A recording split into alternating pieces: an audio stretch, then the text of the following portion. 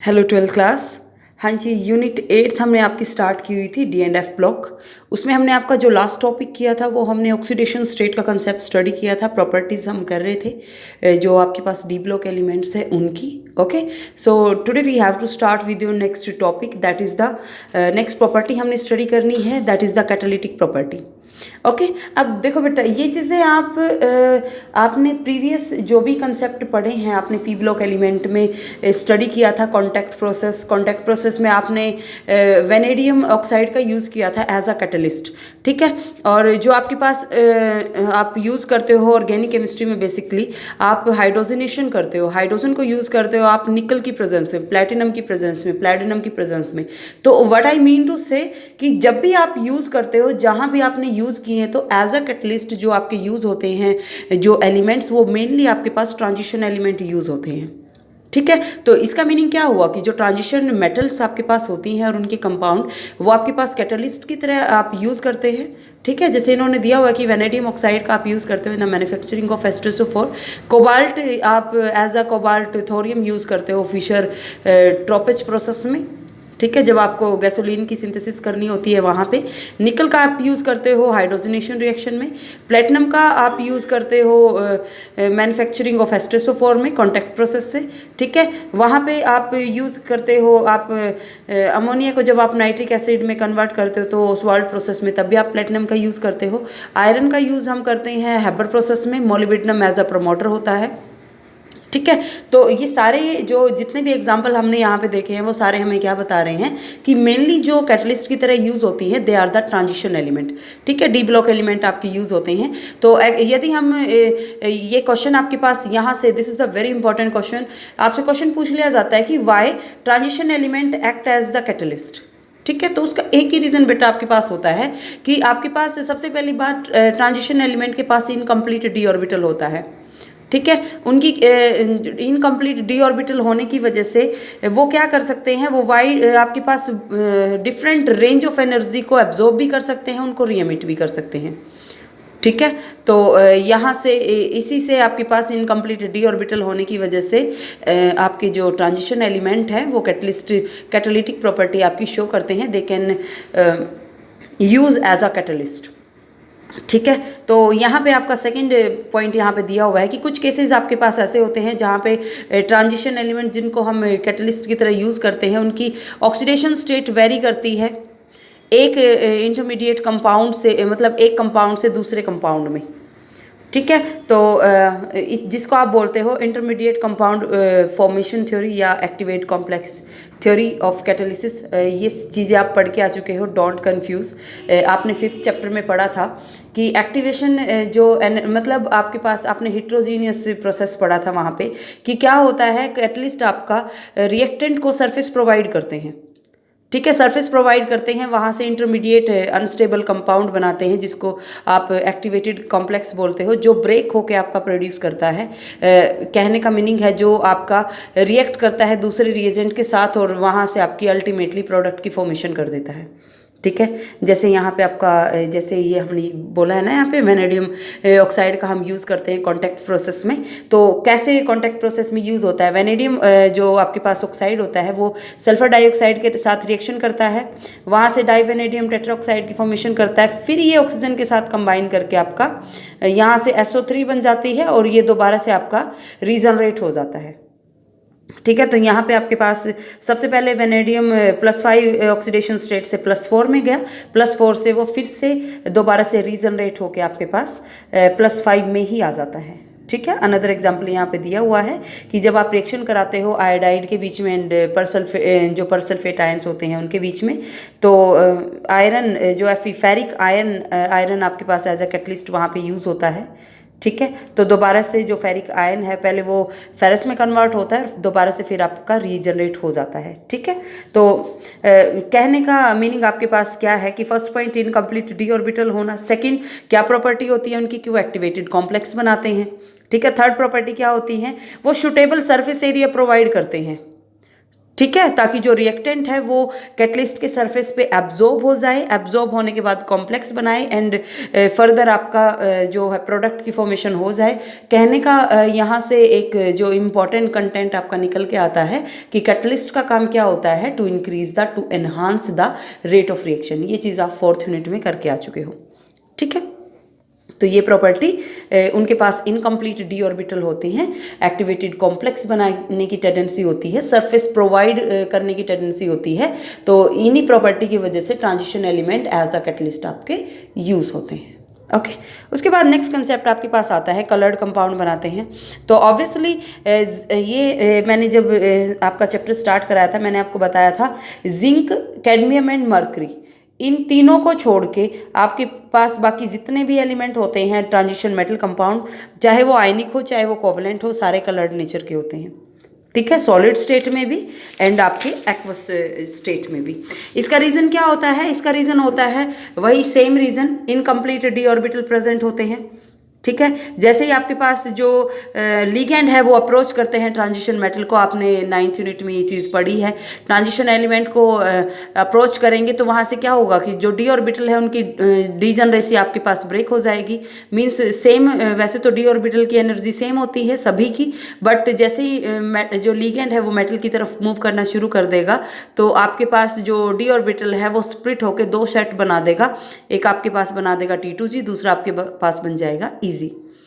ठीक है, तो जो दोनों के बीच में एनर्जी डिफरेंस होता है उसको हम क्रिस्टल फील्ड स्टेबलाइजेशन एनर्जी बोलते हैं, एंड जो स्प्लिटिंग होती है डी ऑर्बिटल की उसको आप बोलते हो क्रिस्टल फील्ड स्प्लिटिंग एनर्जी। ये कंसेप्ट हम पढ़ के आ चुके हैं। ये कंसेप्ट था वो जो मैंने आपको बताया था मुंजल कलर व्हील जो उन्होंने दिया था कि जिस कलर को एब्जॉर्ब करते हैं ना कोई भी जो एलिमेंट होता है, जिस रेडिएशन को एब्जॉर्ब करता है उससे कॉम्प्लीमेंट्री रेडिएशन को, कॉम्प्लीमेंट्री कलर को वो प्रोड्यूस करता है।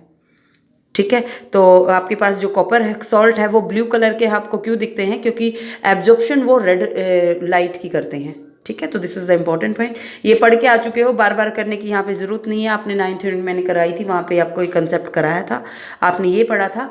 उस कंसेप्ट से मैं क्यों रिलेट कर रही हूँ? क्योंकि 9th यूनिट आपकी जो कोऑर्डिनेशन कंपाउंड है वो transition element form coordination compound. ठीक है, उसके बाद इन्होंने बताया है यहाँ पे जिंक, कैडमियम एंड मर्करी वे आपके कलरलेस कंपाउंड होते हैं। Scandium 3 positive and titanium 3 positive, क्योंकि एम्प्टी डी ऑर्बिटल होता है, कलरलेस होते हैं। एंड यदि आप जिंक, कैडमियम एंड मर्करी की बात करें तो उनमें फील्ड डी ऑर्बिटल होता है, कोई वेकेंट ऑर्बिटल प्रेजेंट नहीं होता जहाँ आपकी प्रमोशन हो सके मीन्स जो इलेक्ट्रॉन है वो एनर्जी एब्जॉर्ब कर सके। That's why they are colourless in nature. Okay, उसके बाद आपके पास नेक्स्ट कंसेप्ट आता है मैग्नेटिक प्रॉपर्टीज़ का, D and F block element की। ऑब्वियसली यहाँ पे आपके पास क्या होता है, आपको पता है मैग्नेटिक फील्ड में आपके पास डिफरेंट सब्सटेंस का डिफरेंट बिहेवियर होता है। तो according to magnetic property substance को आप डिफरेंट पार्ट्स में डिवाइड करते हो, पैरामैग्नेटिक, डायमैग्नेटिक, फेरोमैग्नेटिक। ठीक है, जो आपके पास सब्सटेंस इलेक्ट्रिक फील्ड की तरफ मैग्नेटिक फील्ड की तरफ अट्रैक्ट हो जाते हैं उनको आप पैरामैग्नेटिक बोलते हो। जो मैग्नेटिक फील्ड से रिपेल हो जाते हैं वो डायमैग्नेटिक होते हैं। ठीक है, और जो स्ट्रांगली अट्रैक्ट हो जाते हैं वो आपके पास फेरोमैग्नेटिक होते हैं। ठीक है, तो आपके पास पैरामैग्नेटिज्म एंड फेरो में क्या फ़र्क होता है? फेरो आपके पास पैरामैग्नेटिज्म का एक्सट्रीम केस होता है। ठीक है, अब एक चीज़ मैं आपको बता देती हूँ, पैरामैग्नेटिक किसकी वजह से होता है?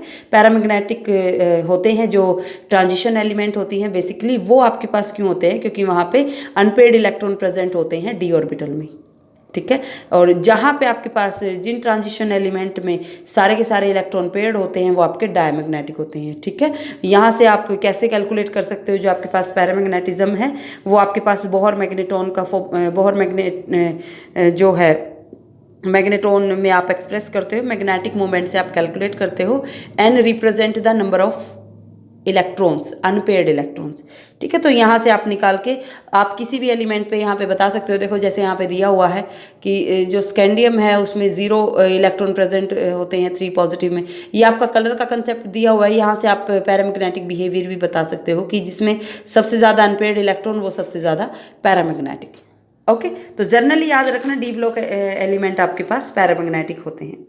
ठीक है। और मैग्नेटिक मोमेंट को निकालने का फॉर्मूला मैंने आपको बता दिया है। यहाँ से क्वेश्चन पूछ लिया जाता है कि लाइक 3 कॉम्प्लेक्स आपको दे दिए कोऑर्डिनेशन कंपाउंड या 3 जो आपके पास ट्रांजिशन एलिमेंट दे दिए और आपसे पूछ लिया जाता है which one is the more paramagnetic in nature. ठीक है, तो आप वहाँ से बता सकते हो अनपेयर्ड इलेक्ट्रॉन को देख के।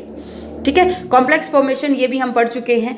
ट्रांजिशन एलिमेंट, क्योंकि हम जब कोऑर्डिनेशन कंपाउंड ही वहाँ से पढ़ चुके हैं 9th यूनिट से, तो ऑब्वियसली जो ट्रांजिशन एलिमेंट होती हैं they form the complex compound.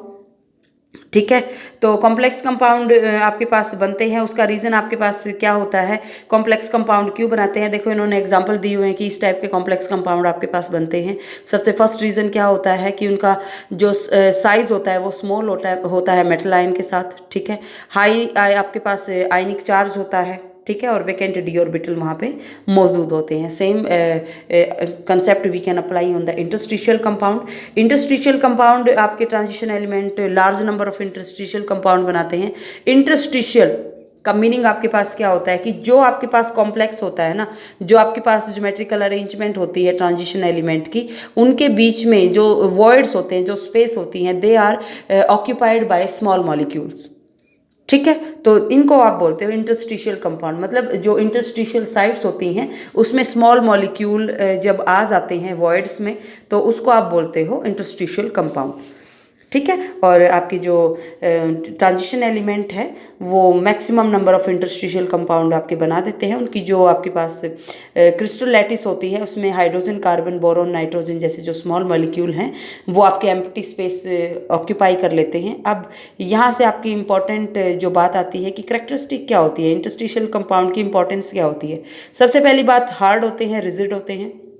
Rigidity का रीज़न क्या होता है कि भाई जो भी खाली स्पेस थी वो तो स्मॉल मॉलिक्यूल ने एक्वायर कर ली, तो ऑब्वियसली वो आपके रिजिड हो जाते हैं, हार्ड हो जाते हैं। मेल्टिंग एंड बॉइलिंग पॉइंट आपका ज़्यादा हो जाता है। ठीक है, कंडक्टिविटी उनकी ज़्यादा होती है प्योर मेटल के केस में। ठीक है, केमिकल वो इनर्ट होते हैं। तो ये चीज़ आप पढ़ चुके हो, ऑकल्जन प्रोसेस, कि आपके पास गैसेस का एड्जॉर्प्शन होना ट्रांजिशन मेटल के सरफेस पे, उसको आप क्या बोलते हो, मेटल के सरफेस पे ऑकल्जन प्रोसेस आप उसको बोल देते हो। ठीक है, एलॉय फॉर्मेशन भी करते हैं। ये आपका इंपॉर्टेंट पॉइंट आता है कि आपके पास जो एलॉय होती हैं वो ट्रांजिशन एलिमेंट ही क्यों बनाते हैं। तो एलॉय फॉर्मेशन का एक ही रीज़न होता है, क्योंकि आपने पढ़ा था यहाँ पे आयनिक रेडियाई, एटॉमिक रेडियाई का कंसेप्ट हमने ये स्टडी किया था कि जो आपके पास ट्रांजिशन एलिमेंट है उनकी एटॉमिक रेडियाई एक दूसरे से, उनका जो डिफरेंस होता है वो बहुत कम होता है।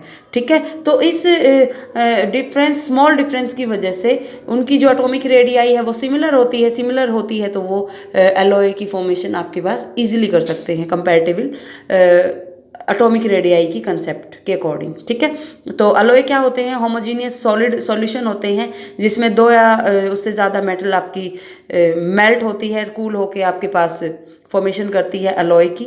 ठीक है, तो जैसे यहाँ पे सबसे क्वेश्चन यहाँ पे ये आता है कि ये एलॉय क्यों बनाते हैं, that is the main point. तो एलॉय फॉर्मेशन करने का आपके पास एक ही रीज़न होता है, एंड वो रीज़न आपके पास क्या होता है कि जो ट्रांजिशन एलिमेंट है उनका जो एटॉमिक रेडियाई होती है वो सिमिलर होती है। ठीक है, तो कीप इन योर माइंड, जैसे यहाँ पे दिया हुआ है ब्रास कॉपर एंड जिंक की एलॉय है, ब्रॉन्ज कॉपर एंड टीन की एलॉय है। ओके, उसके बाद आपका नेक्स्ट कंसेप्ट यहाँ पे आता है। तो क्वेश्चन यहाँ से जिस टाइप के आते हैं मैं आपको साथ साथ बताते जा रही हूँ। ये मैंने आपको होमवर्क दिया था, जर्नल ट्रेंड आपने स्टडी करना है ट्रांजिशन एलिमेंट का, मतलब आपने उनके यूजेस को पढ़ना है। एक बार मैं जर्नली आपको बता देती हूँ। स्कैंडियम, यदि हम ग्रुप 3 की बात करें, स्कैंडियम, यटर्नियम एंड लैंथेनम, एक्टिनम, ये आपके पास ग्रुप एलिमेंट प्रेजेंट होते हैं। इलेक्ट्रॉनिक कॉन्फ़िगरेशन +3 ऑक्सीडेशन स्टेट में होते हैं, कलरलेस होते हैं। ये सारी चीज़ें आपने तो पढ़ लेनी है बेटा। यहाँ से एक चीज़ जो इम्पॉर्टेंट यहाँ से आती है कि आपके पास जो यटर्नियम है प्योर स्टेट में उसका यूज़ होता है हियरिंग एड्स, इलेक्ट्रॉनिक और जो कंप्यूटर मेमोरी सेल होते हैं उनको बनाने में। ठीक है, तो यूज़ यहाँ से पढ़ने हैं। 4th ग्रुप की यदि हम बात करें तो +4 ऑक्सीडेशन स्टेट में वो एग्जिस्ट करते हैं आपके। ठीक है, तो जो एटॉमिक और आयनिक रेडियाई है वो आपकी सिमिलर प्रॉपर्टी शो करते हैं। ठीक है, तो यहाँ पे आपको बताया हुआ है हार्ड होते हैं, high melting and boiling point है। बेसिक है बेटा, यहाँ से आपका कुछ ज़्यादा नहीं आता। सिर्फ एक चीज़ यहाँ से याद रखनी है कि जो आपके पास यूज़ की यदि हम बात करें तो जब ये एलॉय बना लेते हैं एल्यूमिनियम और टीन के साथ तो हाई स्ट्रेंथ हो जाती है, इसलिए इनका यूज़ किया जाता है एयरक्राफ्ट फ्रेम या जेट इंजन्स बनाने में। ठीक है। और टाइटेनियम का यूज़ आपके पास जो पाइप होती है, वेसल वगैरह होते हैं, उनको बनाने के लिए यूज़ किया जाता है। ब्रिलियंट वाइट पिगमेंट की तरह यूज़ किया जाता है पेंट में, ठीक है।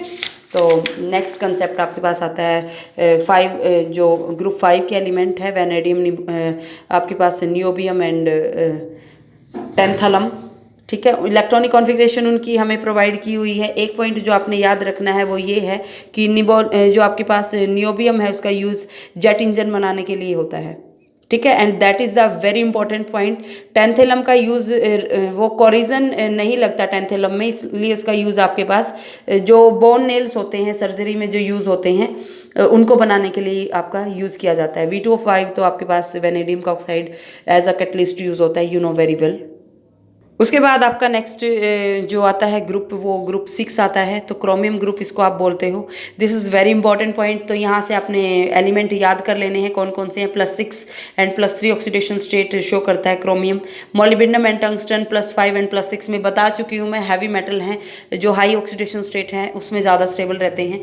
टंगस्टन आपकी मेटल होती है जिसका मेल्टिंग पॉइंट आपके पास ज़्यादा होता है, ठीक है। मॉलिब्डेनम का यूज़ एक्सरे ट्यूब में होता है, ये मैंने इंपॉर्टेंट पॉइंट यहाँ पे लिखे हुए हैं। टंगस्टन आपके मार्क किए हुए हैं। टंगस्टन का यूज़ आपके पास जो इलेक्ट्रिक बल्ब की फिलामेंट है उनको बनाने के लिए यूज़ किया जाता है। क्रोमियम यहाँ से आपके पास जो ये दिया हुआ है इसका यूज़ तो आपको पता ही है कि क्रोमियम ऑक्सीडाइजिंग एजेंट की तरह आपका यूज़ होता है। उसके बाद ग्रुप 7 का दिया हुआ है, this is a very important point, कि जो मैग्नीज के ऑक्साइड होते हैं वो आपके पास जर्नली, जैसे आपके पास ऑक्साइड, नंबर ऑफ ऑक्साइड बनाते हैं सबसे पहली बात तो ये, और जैसे जैसे ऑक्सीडेशन स्टेट आपकी इंक्रीज होती है तो जो एसिडिक करैक्टर है वो आपका इंक्रीज होता चला जाता है, बेसिक करैक्टर डिक्रीज। कहने का मीनिंग है लोअर ऑक्सीडेशन स्टेट बेसिक होती है, जो इंटरमीडिएट होती है +4 की वो आपकी एम्फोटेरिक होती है, हायर आपकी एसिडिक होती है। तो MnO2 का यूज़ आप एज अ कैटलिस्ट करते हो, ठीक है। This is also an very important point, ठीक है। तो पायरोलुसाइट मैग्नीज का आपके पास ऑक्साइड और है, फॉर्मूला याद रखना है, और कई बार पूछ लिए जाते हैं। तो MnO2 का नाम क्या है? पायरोलुसाइट, ठीक है। उसके बाद ये ग्रुप 8, 9 एंड 10 के एलिमेंट दिए हुए हैं बेटा, इसको एक बार आप जर्नल सी बात है, इसको आप पढ़ लेना। सिल्वर ब्रोमाइड ग्रुप 11 का एलिमेंट है जिसका यूज़ आप करते हो फोटोग्राफी में, ठीक है। +1 ऑक्सीडेशन स्टेट में कलरलेस होते हैं, लेकिन हायर ऑक्सीडेशन स्टेट इन एलिमेंट्स की जो ग्रुप 11 के एलिमेंट है वो कलर्ड बनाते हैं, ठीक है। तो this is the basic concept, इसको आपने डेफिनेटली पढ़ लेना है। ये आपके पास this is also very important point, इसको भी याद रखना है कि यदि आप नोबल मेटल्स की बात करें, नोबल मेटल्स आपके पास जो silver and gold and platinum होती है वो आपकी एक्वारीजिया में डिजोल्व हो जाती है। एक्वारीजिया क्या होता है आपके पास? 3 पोर्शन होता है कंसनट्रेटेड HCl का, 1 पोर्शन होता है आपके पास कंसनट्रेटेड HNO3 का, ठीक है। लेकिन आपके पास जो सिल्वर है वो एक्वारीजिया का उस पर कोई अटैक नहीं होता, वो आपकी सिंपली रिएक्ट कर जाती है कंसनट्रेटेड HNO3 या मतलब स्ट्रॉन्ग एसिड के साथ, कंसनट्रेटेड एसिड्स के साथ, ठीक है। ये क्यूरियोसिटी क्वेश्चन है, ये आप पढ़ लिया करो। नेक्स्ट कंसेप्ट आपके पास आता है some important compounds of transition element, this is excluded from your syllabus. तो KMnO4 और पोटाशियम डाइक्रोमेट ये आपने नहीं करने हैं, इस साल आपके सिलेबस से डिलीट कर दिए गए हैं, ठीक है। नेक्स्ट आपके पास आएगा जो कंसेप्ट, वो आपके पास स्टडी हम करेंगे F ब्लॉक एलिमेंट को, और उसमें भी सिर्फ हमने लैंथेनॉइड का जर्नल इंट्रोडक्शन करना है कि लैंथेनॉइड क्या होते हैं, क्या उनकी कॉन्फ़िगरेशन, क्या उनकी oxidation state, what is lanthanoid contraction, ठीक है। तो जो उसकी मतलब कहने का मीनिंग है, जो केमिकल प्रॉपर्टीज़ है वो हमने स्टडी नहीं करनी। एक्टिनॉइड्स हमने स्टडी नहीं करने, this is excluded from your syllabus. दोनों का जो कंपैरिजन है वो भी हमने नहीं करना। तो सिर्फ हमारा एक पोर्शन बचता है, एक लेक्चर और मैं आपका लूँगी इस चैप्टर में से, and that will be the lanthanoid, ठीक है। F ब्लॉक एलिमेंट में जो लैंथेनॉइड सीरीज़ है उसको हम स्टडी करेंगे, ओके। यदि आपको इस जितना कंटेंट आज मैंने कराया है इसमें कोई प्रॉब्लम है तो यू कैन आस्क मी, ठीक है। Thank you.